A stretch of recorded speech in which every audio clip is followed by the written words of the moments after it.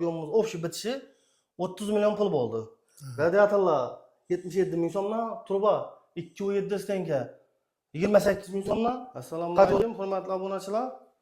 Bugun navbatdagi ko'mirli kotol otaplarimizni yoqib tugatib berganmiz. Bu obyektimiz Yangi Bozor tumani Moskva kolxozida.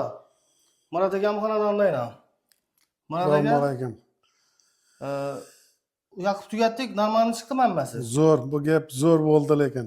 Turbalarni, kanallarni, bularni hammasini ko'rdingiz. Dum zo'r kачественный chiqqan.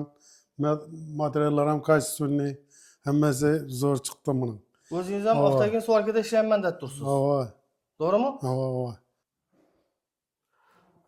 Bu turbani mesela 60 gradusda gelgan bo'lsa 60 ga qo'ysangiz, 60 gradusda kelsa, pastdan 60 gradus qaytib borgan bo'lsa, siz 3-chi skorsa qo'ysangiz, bu prosta sistemada qizib yotgan bo'ladi, bo'lgani. O'zini uyni qizdirmaydi u. Shuncha 2-chi skorsa, mesela ullu ob'yom bo'lsa, katta ob'yom 10 tochkadan o'tsa, 2-chi skorsa qo'yishingiz mumkin. Bitishi 1-chi skorsa 30 milyon pul bo'ldi. Radiatorlar 77 ming so'mdan, turba 2,7 stenka 28 ming so'mdan. Katolumuz 300'lük katolumuz 8,5 milyon so'm pul. İş hakkısı 425 ming so'mdan 10 tochka 4,5 milyon 4 milyon 250 ming so'm pul beramiz. Bu obyektimiz mesela Yangi Bozor Moskva kolxozida Murat aka uyida bo'ldi yana. Murat aka rozimisiz?